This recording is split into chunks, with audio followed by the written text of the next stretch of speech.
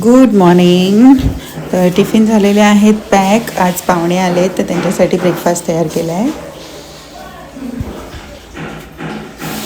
आणि ते गेल्यानंतर सगळं आवरून वगैरे मग खूप वेळ बसले. ते ध्रुवला भेटायला आलेले ॲक्च्युली. आणि मग नंतर मग जेवण वगैरे केलं.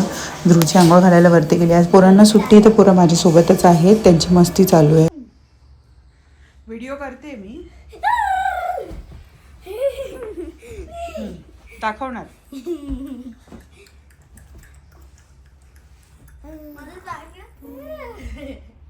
तुझ्याच मम्मीला दाखवणार आहे. तुझ्या मम्मीला.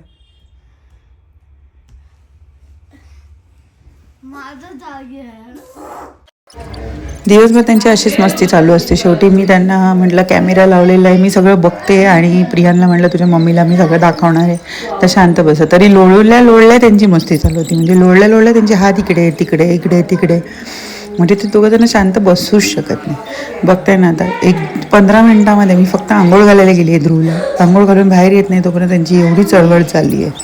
आणि सतत आवाज कोमल मामी कोमल मामी कोमल मामी चालूच असतं. इकडनं मम्मी मम्मी त्याचं चालू असतं. म्हणजे सतत कंप्लेंट पण करत राहतात एकमेकांची आणि खेळायचं पण एकमेकांबरोबरच असतं. तर ध्रुवची आंघोळ झाली आणि आता त्याला बांधायचं आहे. आणि हे करून मग त्याला झोपवून मग मी रूममध्ये झाडू वगैरे मारते, क्लीन करते. कारण की ती कालपासूनचा मग तो कचरा साठलेला असतो.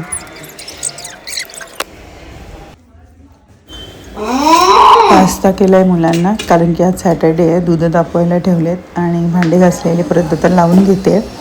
आणि संध्याकाळच्या जेवणाला सुरुवात करायची आहे. आज डॉक्टरकडे जायचं आहे ध्रुवला घेऊन, कारण की त्याला सर्दी अजून गेली नाही आहे. आणि रुद्राची पण अजून सर्दी गेली नाही आहे. तर डॉक्टरकडे जायचं आहे. तर मग पटापट पहिले आवरून घे. चटणीसाठी नारळ सोलायचा आहे. इथे ना सोललेलं नारळ मिळत नाही. मुंबईला गोटा डायरेक्ट मिळतो नारळाचा. पण इथे हे सोलावंच लागतं नारळ, कारण की ते सोलून ठेवत नाहीत. कारण की इथे म्हणतात तडा जातो नारळाला सोललेल्या. पण मुंबईला कसं प्रत्येक घरात नारळ यूज करतातच. नारळाचं कीस वगैरे सगळं यूज करतात भाज्यांमध्ये वगैरे जास्त. त्याचं तसं इथे शेंगदाण्याचं कूट जास्त यूज करतात. म्हणून मग इथे नारळ जास्त खपत नाहीत. म्हणून मग ते सालासकटच ठेवतात. कारण की मग सोललेलं नारळ जास्त दिवस राहत नाही असं म्हणतात.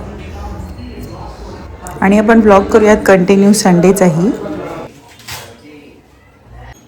बघता बघता संडेची संध्याकाळ झालेली आहे तरीही मोबाईल उघडायला टाईम नाही मिळाला मला. सो शेम ऑन यू कोमल.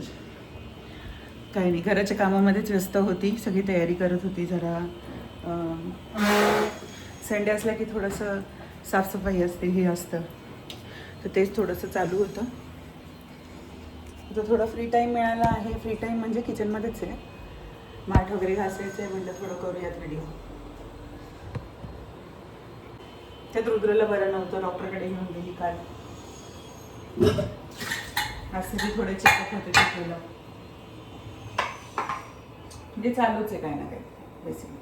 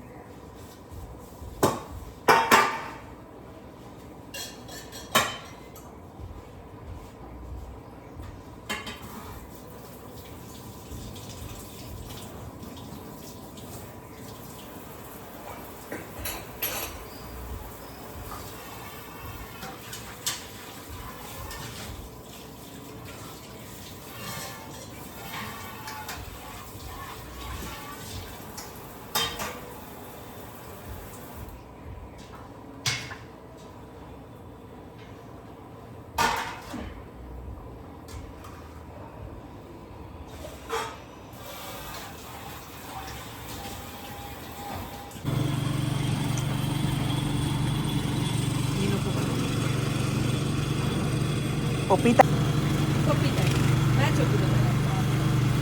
ज्यूसवाले दादा आलेले आहेत आणि चालू आहे उसाचा रस काढायचं काम.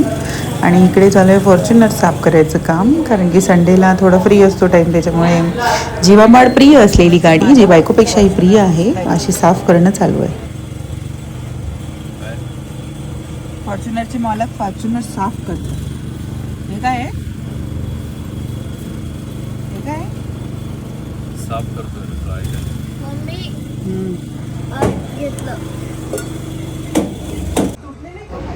आणि आम्ही म्हटलं की चला थोडंसं बॅडमिंटन खेळूया, म्हणून आम्ही ते राम रगड्यात ठेवलेलं बॅडमिंटन काढून आणलं आहे.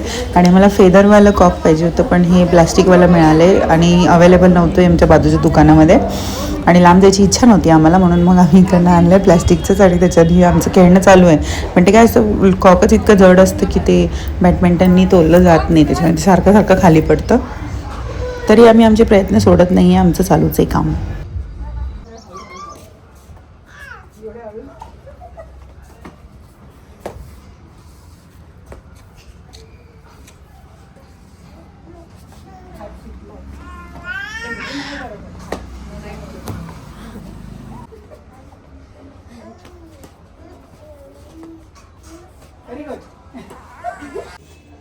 ही जिऱ्याची पावडर करून घेतली आहे ताकामध्ये वगैरे टाकायला. आता उन्हाळा सुरू झाला आहे, कंटिन्यू ताक होणार घरामध्ये. तर ही ताकाची अशी पावडर, जिऱ्याची पावडर तयार करून घेतली आहे. थोडीशी जिरा पावडर आणि मीठ टाकलं का एकदम छान लागतं ताक. आणि अशाच प्रकारे संडेही संपलेला आहे. जेवण करून सगळे झोपून गेले छान. आता भेटूयात उद्याच्या नवीन फ्रेश व्लॉगमध्ये. तोपर्यंत tata bye bye, see you, good night.